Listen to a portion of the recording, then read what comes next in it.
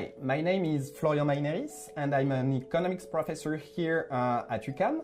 And my research mainly focuses on the determinants of firm-level productivity and of the productivity of regions. With two co-authors, Poncet from France and Zhang from China, recently we worked on the estimation of the effect of a minimum wage reform in China on the competitiveness of Chinese firms. The minimum wage is a highly controversial question.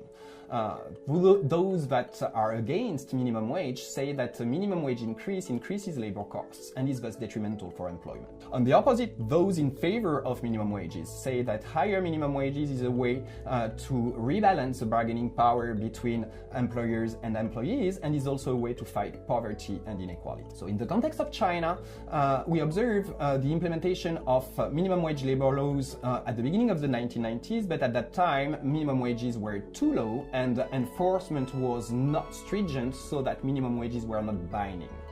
It's in 2004 that the Chinese government decides to implement a reform where minimum wages increase a lot and penalties for firms that do not respect the minimum wage also increase.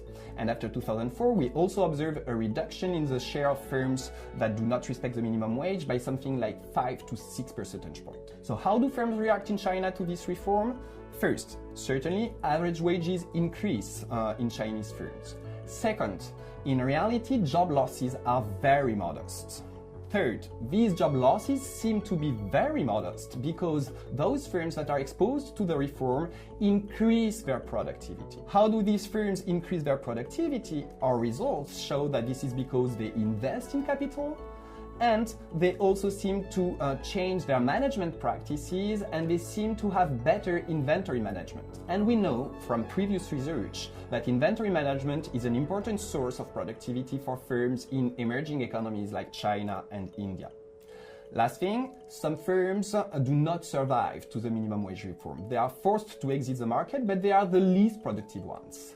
So we do believe that in the end, what our results show is that in the context of an emerging economy like China, you can increase minimum wage and so increase wages for workers without necessarily hurting the competitiveness of the firms in these countries.